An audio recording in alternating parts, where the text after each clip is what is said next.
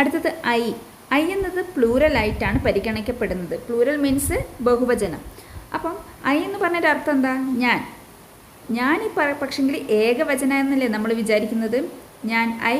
പക്ഷെങ്കിൽ ഇംഗ്ലീഷിൽ ഐ എന്നുള്ളത് ബഹുവചനമായിട്ടാണ് കണക്കാക്കപ്പെടുന്നത്.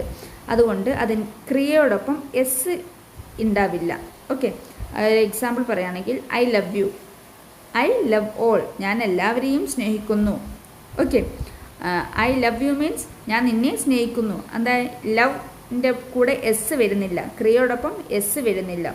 ഓക്കെ, ഐ എന്ന് പറയുന്ന ആൾ ഇവിടെ ബഹുവചനമായിട്ടാണ് കണക്കാക്കപ്പെടുന്നത്. നമുക്ക് തോന്നും ഞാൻ എന്നുള്ളത് ഒരു ഏകവചനമാണെങ്കിൽ, പക്ഷെങ്കിൽ ഐ എന്ന് പറയുന്നത് എന്താണ്? ബഹുവചനമായിട്ട് തന്നെയാണ് കണക്കാക്കപ്പെടുന്നത്. ഓക്കെ, അതുകൊണ്ടാണ് അതിൻ്റെ ക്രിയയോടൊപ്പം എസ് വരാത്തത്. ഐ ലവ് യു ഇതൊരു പ്രത്യേക